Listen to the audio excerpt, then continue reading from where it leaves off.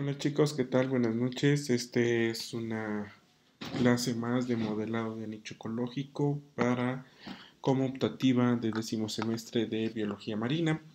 El día de hoy vamos a hacer un repaso, ya que varios de ustedes han podido comunicarse conmigo para expresar sus dudas, lo cual les agradezco bastante, porque trabajando a distancia es muy difícil saber si ustedes quedó claro esto o no quedó claro, si tienen dudas, y qué bueno que me las hagan llegar, ya saben, las pueden hacer llegar por el medio que se les facilite, no importa la hora también en la que lo quieran hacer, envíenmelas y yo les voy a contestar. Entonces este video salió a preguntas de varias cosas que no habían quedado algo claras, entonces voy a hacer un video clase de repaso de lo que hemos llevado desde que sucedió esto de la contingencia de salirnos de los salones y estar a distancia. Comenzamos con la parte en la que les cuento cómo vamos, ¿no? Entonces llevamos hasta ahorita lo que es la teoría de nicho, la dispersión y distribución de una especie, los tipos de nicho, la importancia en la escala y la resolución, la escala en el aspecto geográfico, resolución en la parte de percepción remota. También vimos qué es una presencia, qué es una ausencia, cuándo considerarla y cuándo no, la importancia también de las variables ambientales en cuanto a tipo de satélite, diferentes tipos de variables ambientales de donde las podemos registrar, su resolución espacial, si es en su resolución temporal, etcétera. De ahí vimos M, que es muy importante porque es la zona en la que se calibra nuestro modelo, la zona en la que sabemos que se ha distribuido esa especie, ¿no? Y por último, bueno, ya en los últimos temas que vimos fue selección de variables, cuántas seleccionar, cómo seleccionarlas, cómo evaluarla, sobre todo la correlación tanto espacial como la correlación estadística en estas variables ambientales y llegamos a ver los tipos de bands, cuándo usar un tipo de band, cuando un tipo de band no se va a poder hacer con un modelo de distribución potencial o un modelo de nicho. Y nos quedamos la semana pasada en cómo evaluar nuestros modelos. Empezamos a ver los temas de sensibilidad y especificidad. Entonces, hoy vamos a comenzar con este repaso. Primero vamos a recordar sobre la parte de a qué escala nos estamos moviendo, ¿no? Acuérdense que no estamos aquí en esta escala, que es generalmente la que estudia en la biología y en la ecología, la relación poblacional o relación de comunidades, pero visto a partir de una especie, ¿no? Una especie cómo se relaciona con su medio, cómo se relaciona con sus pares, cómo se relaciona con los alimentos que puede conseguir, ¿no? En esa escala no estamos, en esa escala los modelos de nicho no funcionan, tendríamos que ocupar otras herramientas, ¿sí?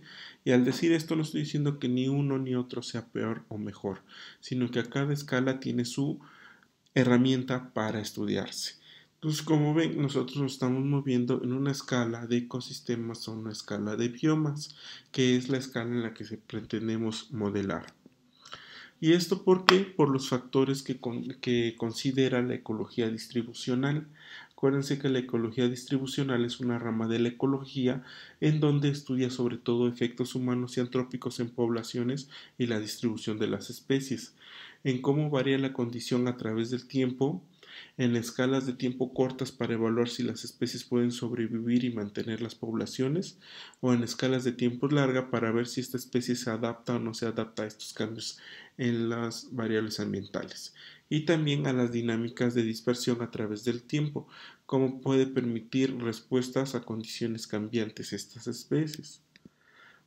Para eso nos apoyamos en la teoría que por ahí de los 50 lanzó Evelyn Hutchinson, en donde nos decía de las variables que un nicho estaba compuesto de las variables interactivas y de la relación que había de esas variables con las especies, y que a la vez estas especies podían determinar el espacio en el que iban a estar viviendo o sobreviviendo. Y a su vez nos marcaba tres tipos de nicho: el fundamental, el realizado y el existente. ¿Y cómo se relacionan entre los tres? Entonces, para esto, también ahora en la actualidad, Robert Peterson Anderson eh, nos modela o nos indica una base, un framework del nicho grineliano y el nicho eltoniano. El nicho grineliano tiene que ver con las variables que no son afectadas por la presencia de la especie.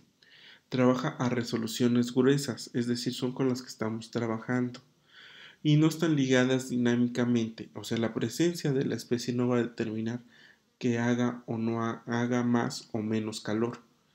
En cambio, en las del nicho eltoniano, la presencia de una especie puede determinar, por ejemplo, los pastos o el fitoplancton. Tengo más individuos de esta especie, es lógico que se van a comer más al alimento y por lo tanto, si yo cuantifico el alimento, voy a tener una relación de entre más individuos, menos alimento. ¿Ok? Estos son los dos tipos de nicho. El nicho eltoniano es el que generalmente estudiamos desde la preparatoria y en la universidad y más allá. Y el nicho grineliano había quedado un poco menos visto porque no había las herramientas tecnológicas que nos pudiera dar esa aproximación. En la actualidad ya tenemos herramientas metodológicas que podemos acercarnos a describir ese concepto de manera más operacional. Pues para eso tenemos el nicho fundamental, el nicho realizado y el nicho existente. El nicho fundamental, NF, expresado en este diagrama, va a ser todo el espacio que encierra el elipse rojo. El nicho realizado, por su parte, va a ser un subconjunto del nicho fundamental, que aquí está expresado con los puntitos azules, mientras que el nicho existente va a ser la representación de los registros de presencias que tengamos de dicha especie que estemos estudiando. Bueno, de ahí tendríamos que pasar a lo que decía Hutchinson de la dualidad y que describía que el nicho era un hipervolumen. Entonces, ese hipervolumen va a estar compuesto de cuantas variables ambientales podamos tener. Si tenemos tres variables, precipitación, temperatura y humedad, entonces nuestro hipervolumen es de 3. Pero si tenemos cuatro variables, nuestro hipervolumen sería de 4, de 5 y así sucesivamente. Eso es nuestro hipervolumen. Ahora, ¿qué pasa con la dualidad? Si yo estoy registrando una presencia aquí donde estoy ahorita, pues ahorita me dice que aquí hay 21 grados centígrados. Entonces mi registro correspondería a una coordenada geográfica en X y en Y del planeta Tierra que hay 21 grados centígrados, que eso lo estaríamos registrando del lado derecho. Aquí tenemos temperatura, aquí tenemos precipitación y aquí tenemos temperatura máxima. Entonces estamos hablando de un hipervolumen de 3 variables. Si yo midiera ahorita la temperatura mínima, la temperatura máxima y la precipitación que hay para el lugar donde ahorita estoy, a lo mejor está aquí, es este puntito negro. Y este puntito negro, sombreado con rojo, correspondería a la parte planetaria de algún hexágono que está aquí. ¿Ok? Al hacer esa transferencia, esa transfusión entre algo que estamos registrando en el espacio estadístico, en el espacio de gráficas, pero que tiene su contraparte en el espacio geográfico, es decir, en el planeta Tierra, se le llama su dualidad de Hutchinson.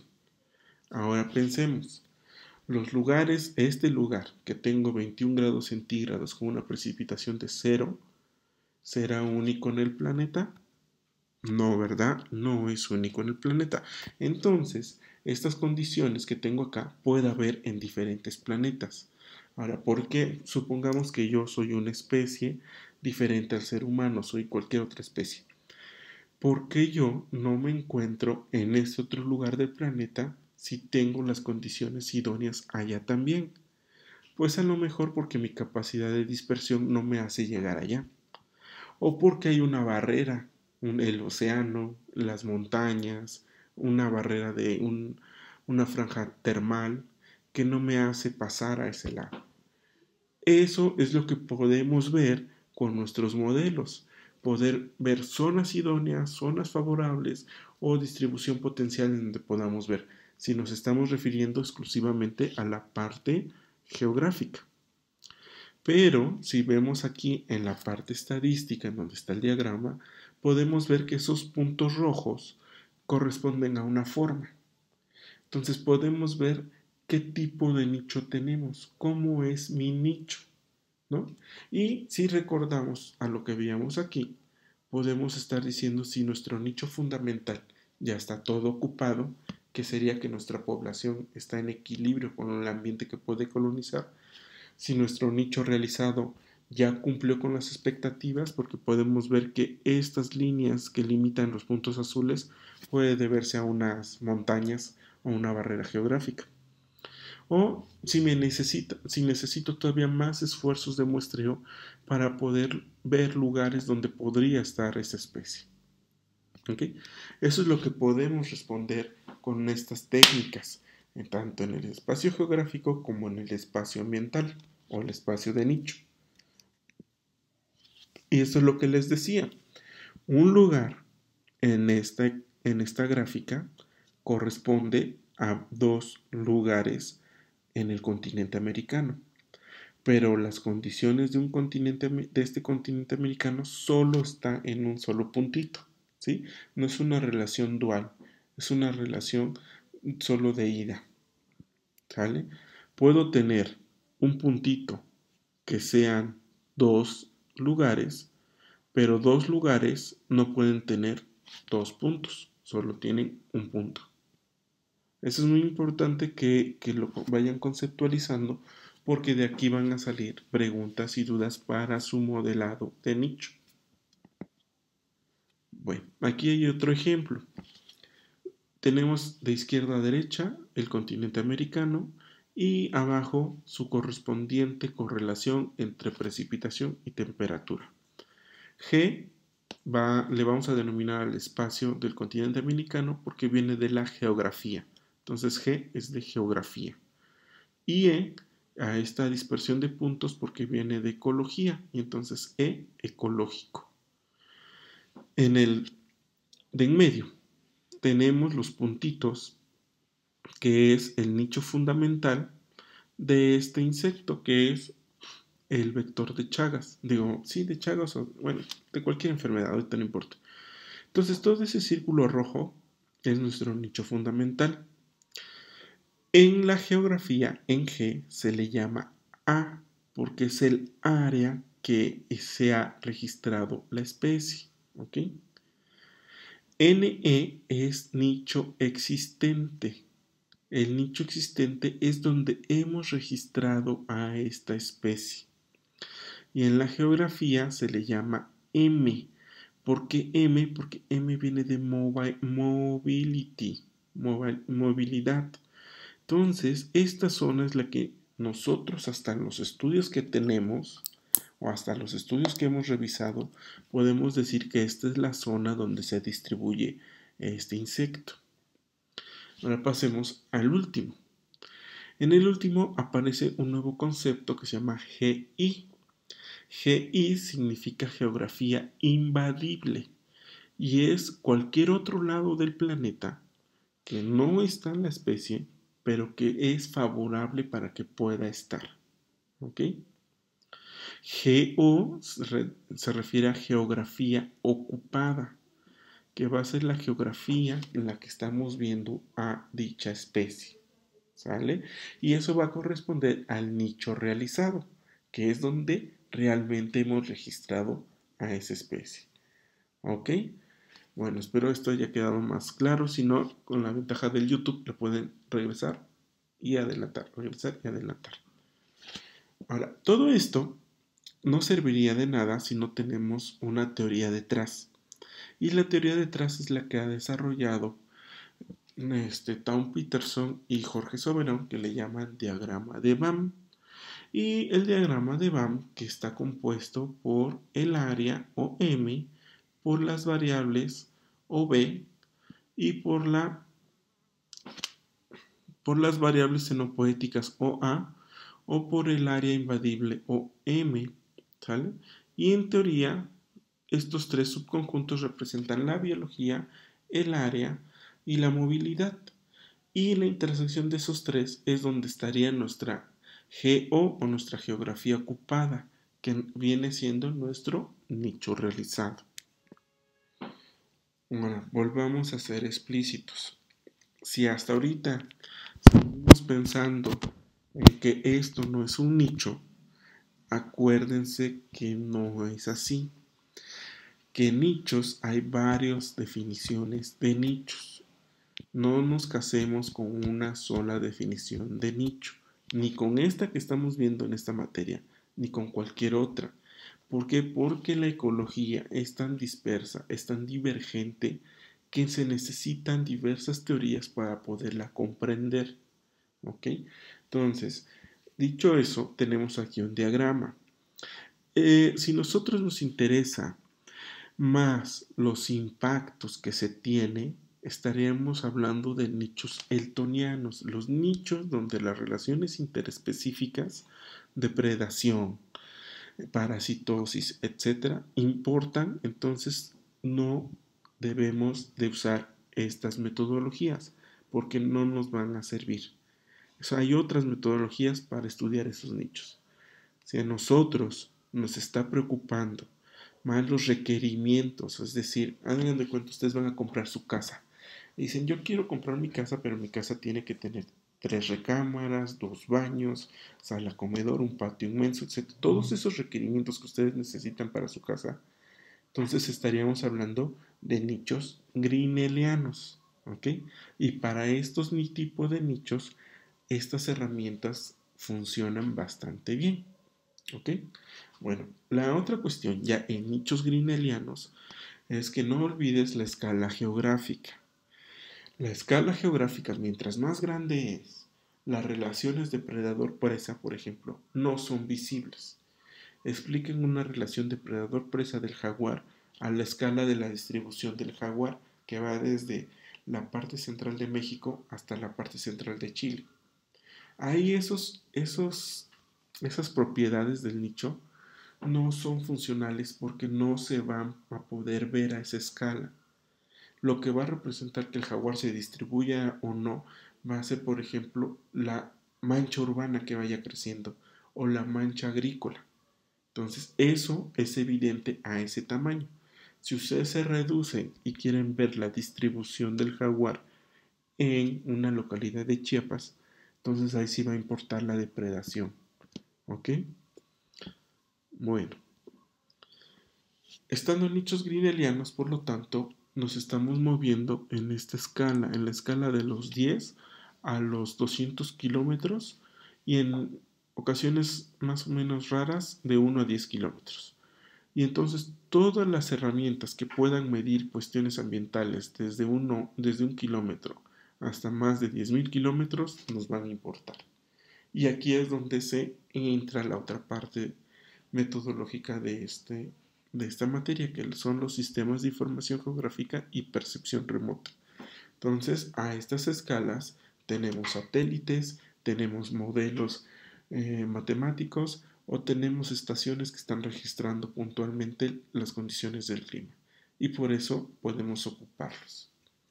Si nosotros seguimos pensando a nivel micro, entonces esto no lo necesitamos y habrá otras herramientas que puedan medir, por ejemplo, cámaras trampa, por ejemplo, captura y recaptura de individuos para medirle condiciones de sangre, etc. Ya que estamos hablando a una resolución de trabajo grande, lo más común es usar imágenes de satélite, porque ya en la actualidad hay muchos reservorios gratuitos que podemos descargar un chorro de información. Ahora hay que tener en cuenta la resolución espacial. Acuérdense que la resolución espacial en percepción remota es el tamaño del cuadrito con el que estamos viendo la imagen. Por ejemplo, en este cuadro, ese hexágono que se cayó sería el tamaño de mi píxel.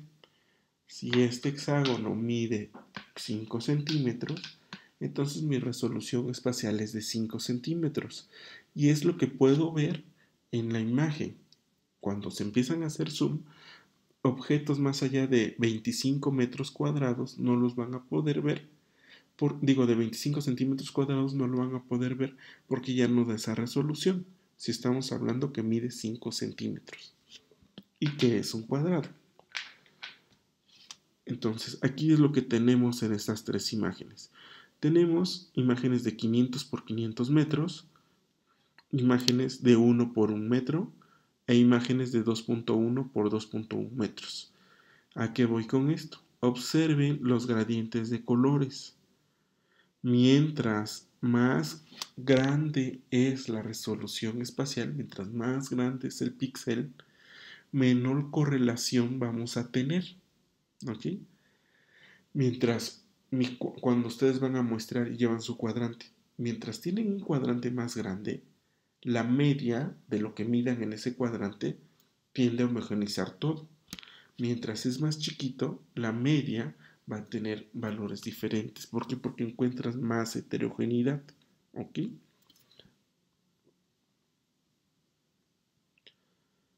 De las variables ambientales, entonces vamos a tener dos tipos. Las que están hechas por estaciones meteorológicas, como la que está aquí arriba. Todos esos puntitos rojos recuerden que son estaciones meteorológicas y que corresponden a la página de Bioclim. O modelos generales de circulación, que son los que están aquí abajo, que son modelos matemáticos o modelos físicos donde meten varias variables y sacan un modelado de la temperatura, de la precipitación, etc. Cada uno tiene sus pros y sus contras. Pros de WorldClim es que tenemos para todo el mundo. Contras es que son interpolaciones. Y entonces en lugares donde ustedes ven que no hay puntitos rojos, va a interpolar. ¿Ok? No es que sea una medición tal cual. Pros de los modelos de circulación global, que son más precisos.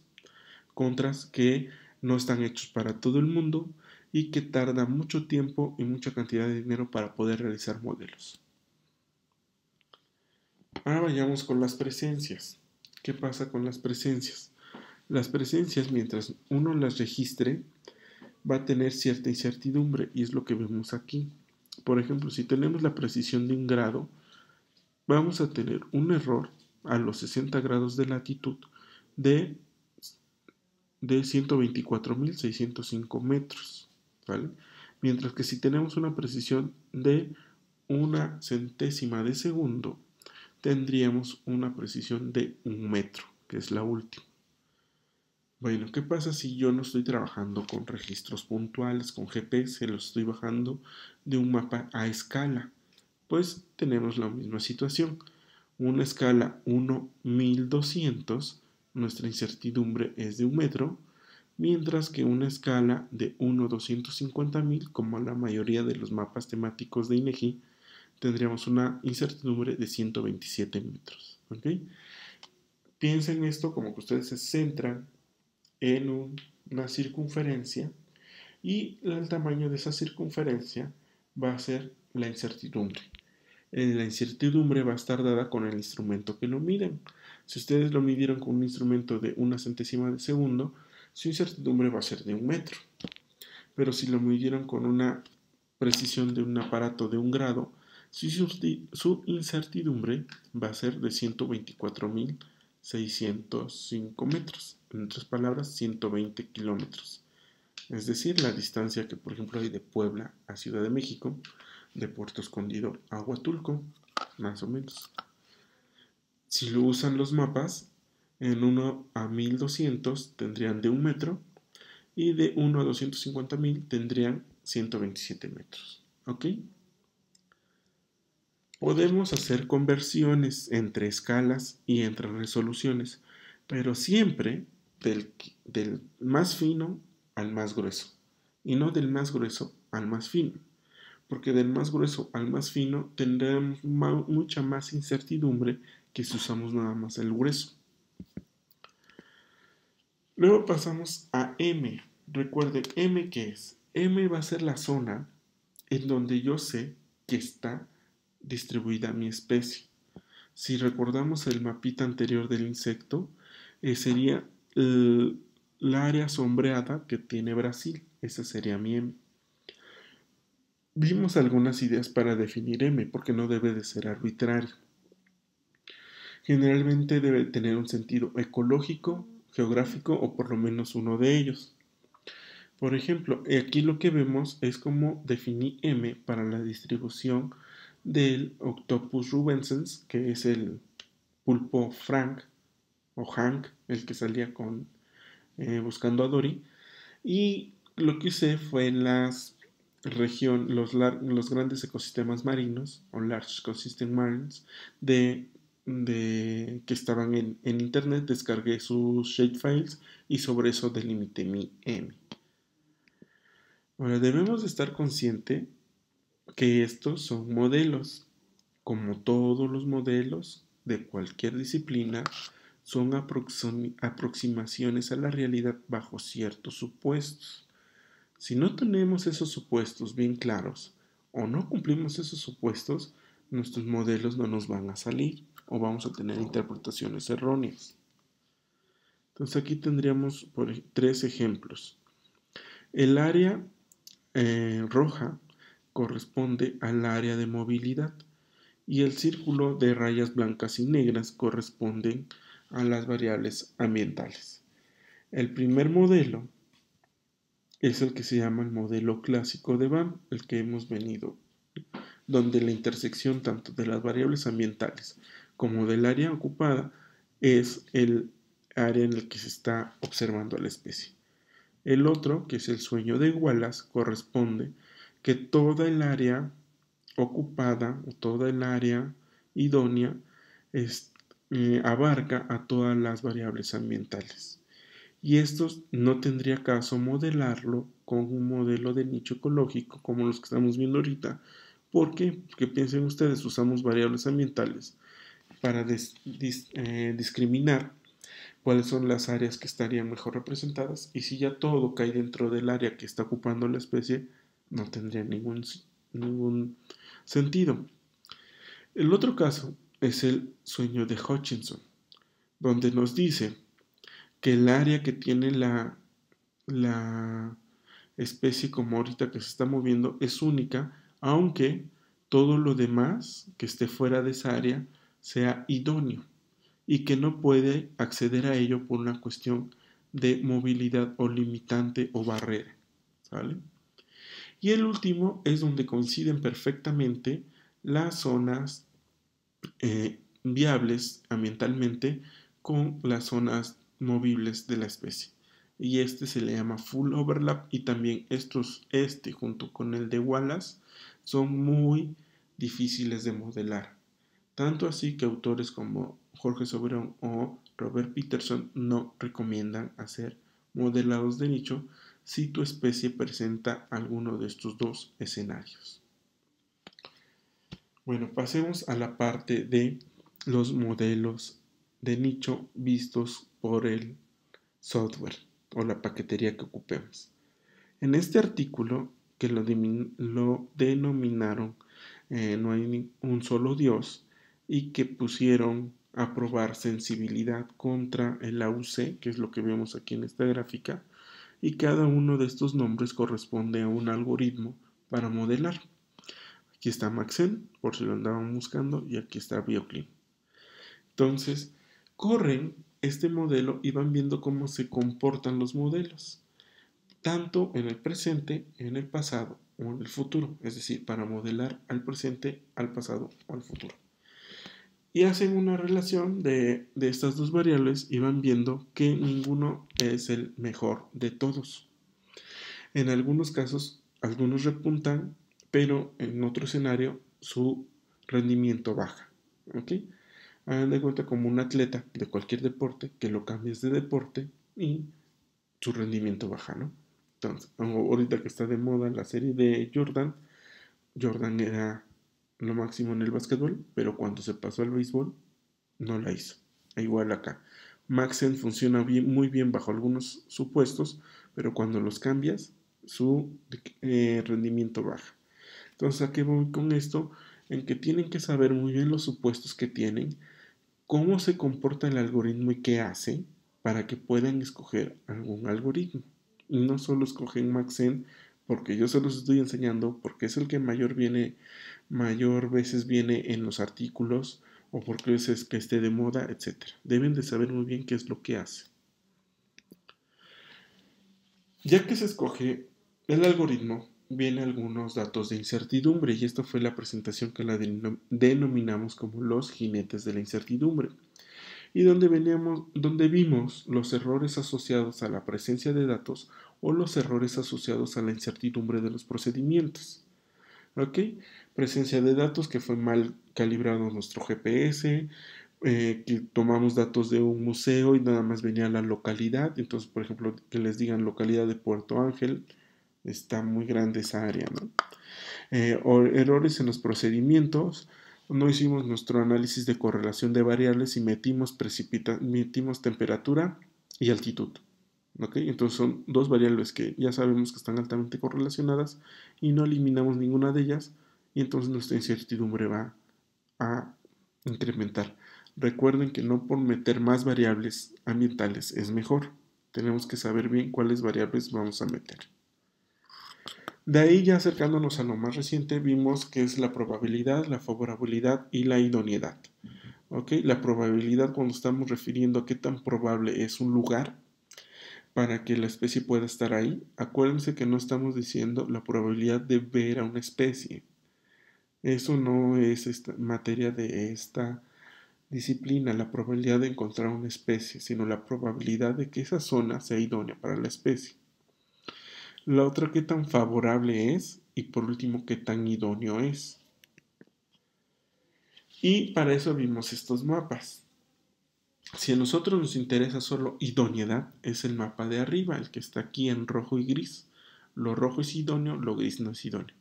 Pero si nos interesa la probabilidad de que esa zona sea idónea, entonces es el mapa de abajo, donde nos expresa en tonalidades de verde a rojo la idoneidad, donde rojo es muy poco idóneo y verde es altamente idóneo.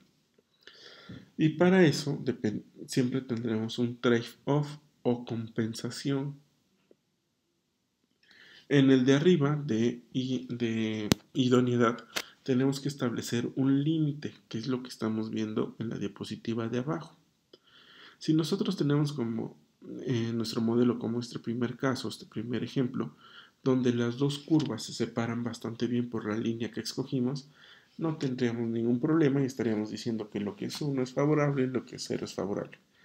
Pero cuando las dos curvas se juntan, podemos tener diferentes tipos de errores. Para eso se tiene que hacer esta matriz de confusión, que es las verdaderas presencias, falsos negativos y negativos verdaderos, o error de comisión y error de omisión. Entonces, si hacemos este corte, y aquí tenemos, por ejemplo, tantito de la azul que se encimara con la verde, hacemos este corte, lo que quede del lado izquierdo del corte del área azul sería, del área verde sería nuestros falsos negativos, mientras que lo que quede del área azul dentro del área verde serían nuestros falsos negativos. ¿Ok? Esto es la clase pasada, lo vimos, entonces si hay alguna duda, vuelvan a ver esa clase. Si aún así siguen teniendo la duda, escríbanme y si quieren hago un ejemplo más sobre cómo ver o interpretar estas matrices. Bueno, entonces hasta aquí llegamos con el repaso. Espero les pueda servir para sus modelos de nicho y espero podamos continuar con esta retroalimentación. No importa cuántas veces les tenga que mandar videos para explicarlo, mientras ustedes lo puedan aprender. Nos vemos. Por último, ya saben, si quieren recibir los videos, una notificación cuando se suba, por favor activen su campana y suscríbanse. Y nos estamos viendo en nuestra nueva clase.